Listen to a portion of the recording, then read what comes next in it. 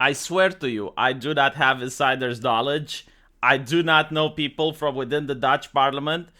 But a couple of days ago, I looked at what's happening in the Netherlands and I wondered, like, okay, but how does this make sense for the people in power? Because the people in power, they don't really care about the environment when they're traveling with their private jets and they're going to their luxurious parties in their mansions. They do not care about the well-being of the city. Like, let's be honest, okay? Like, what do they have to gain? And I thought, it's like, all right, well, the European Union wants to weaken the member states to make them less independent, to make them have less sovereignty. And one way of doing this is to make them more dependent on international trade. So if the Netherlands isn't able to be self-sufficient when it comes to food, it has to import from other places and it becomes weaker as a nation. On top of that, the farmers, they're more conservative people. They're more attached to their families, they're more nationalistic. And if you manage to depower them by taking away their wealth, their ability to feed themselves, then the European Union gains another bonus. It squashes nationalism within the member states. So the way I saw it is that the Dutch, they get to destroy their agricultural sector.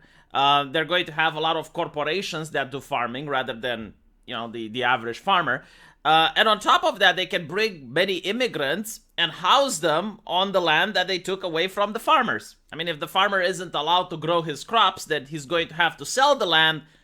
And then you have the government or perhaps other companies that work hand in hand with the government buying it and house immigrants.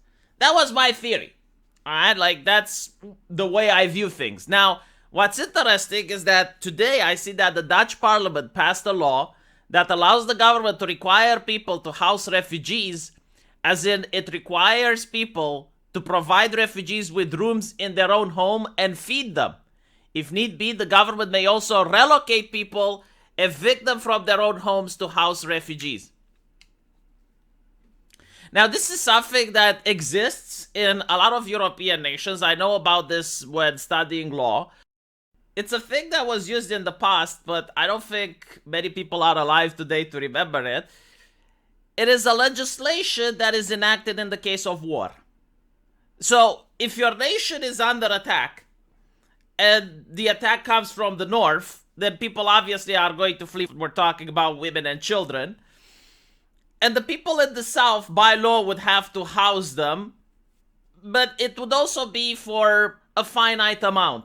I mean, while the battle happens in the north until a side wins and the people can return to their homes, then for a couple of months or maybe even a year, the people that fled the north, they can seek refuge in the south, and by law, the people in the south have to house them.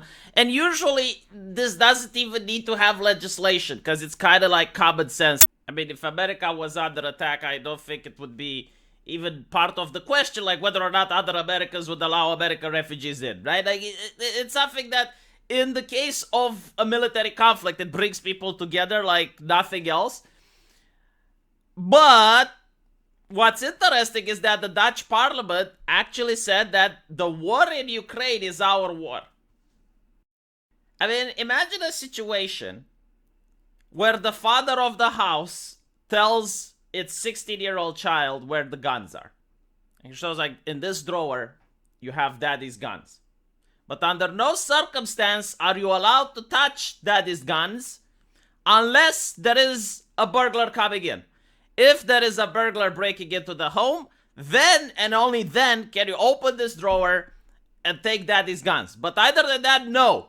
Under no circumstance. And the next day, the father sees the child playing with daddy's guns, and the dad is livid and is wondering, why are you doing this? And he's like, well, I saw a burglar on TV, so therefore it was in our house. Because it was on TV. I mean, the burglar was on TV, okay, daddy? It was on TV, therefore in our house, therefore I'm allowed to open the drawer. That's pretty much how the Dutch parliament are framing things. It's like, the concept was if there's a war in your nation, or even by like a stretch, if it's bordering your nation. But to say it's like, oh, well, that war over there is our war as well.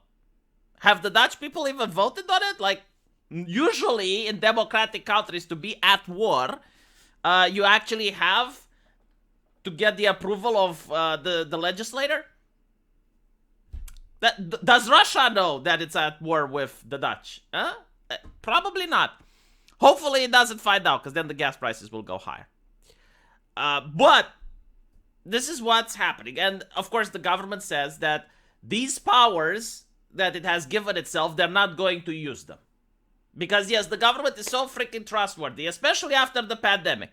Like, especially when I saw democratic nations, European democratic nations, becoming so close to China that I was wondering, when are we going to unite with our Asian brothers?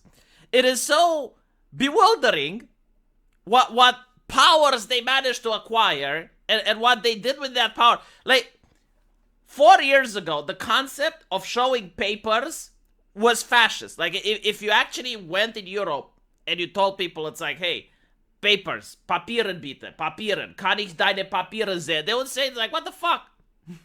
Right? Like, this entire concept of showing papers was bewildering to people. During the pandemic, I had to show papers to my waiter. Now, sure, there weren't papers, it was a QR code. But just because we advanced technologically and we have moved beyond the paper to the smartphone, that doesn't mean that the same principle doesn't apply. Why the fuck does the waiter need to know my name, age, and health status? Why is that his business? So, we are moving slowly and slowly towards the governments having more powers. And it seems that the Chinese model is a glowing star for the European Union. Or at least they're looking at history to the Soviet Union, because that was also a place with the papers, but for some reason it's not being mentioned as often. It's like, when people talk about the papers, they think about the Nazis, not the Russians. But they were both doing it, like the papers. So, what I find interesting is that this Green New Deal, which is meant to impoverish nations, like if you look at the ESG scores of nations, you look at Sri Lanka, I think it's around 99%. You look at Ghana, which is experiencing massive power outages. There's no water there. Also around 99%. Like, the poorer a nation is, the worse its people are, the ESG score gets to be the higher. So, in other words, these ESG scores are meant to impoverish people.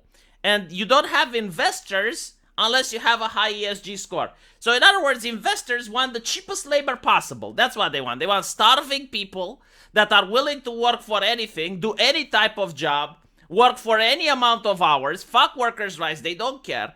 And this is, the big Green New Deal. Have, desperate people willing to do anything for scrums of bread. And the Americans, they didn't vote for this. I mean, even when AOC got this in the Senate, like, they didn't vote for it. But the European Union is not democratic, so who cares what the Dutch farmers think? It's why they don't even try to negotiate with them. Who cares what the people think, whether or not their home is actually theirs? Because at this point, at any time, the government can just say, oh, there's a refugee crisis. Oh, look, we got another million people in. Okay, well, we're activating this because we can't house them. So now farmers have to find accommodations. Or they can just literally take their land, expropriate, nationalize. So, hashtag concern. Yes, I'm a journalist now. I'm going to be journalisming. Hashtag concern. I'm very concerned. Concerned about it. And by the way, the reason that I care, because a lot of people are going to be like, you're not Dutch. Why do you care? Because I'm a member of the European Union. That's why. And what is happening to the Dutch people is because of the EU. And as a person who loves liberty, freedom, and democracy, I do not see this as being democratic. I do not see taking away people's houses, or even the potential. Like, the government says, oh, we're not going to do it. Oh, okay. Why don't you pass a legislation where I can take a politician's house and I promise not to do it? What's the difference between me and a politician? Aren't we both human beings, huh? Why would I lie? Just pass a legislation where the people can take away the houses of politicians under a certain circumstance. And the people promise not to do it. Well, pinky promise. Pinky swear. You wouldn't do it, would you, right? So, I don't want to hear the bullshit. It's like, oh, well, it's just a piece of paper. It's not going to have any power. Yeah. Okay. Then if it's just a piece of paper and it doesn't have any power, repeal it. It's useless. You're not going to do it anyway. Repeal it. That's how the conversation needs to take place. So yeah, as a Romanian member of the EU, very concerned. I don't like what's happening to the Dutch people, and raising awareness, as they say, huh? Raise awareness, signal boost. Let me know what you guys think, and I'll see you in the comment section. Take care.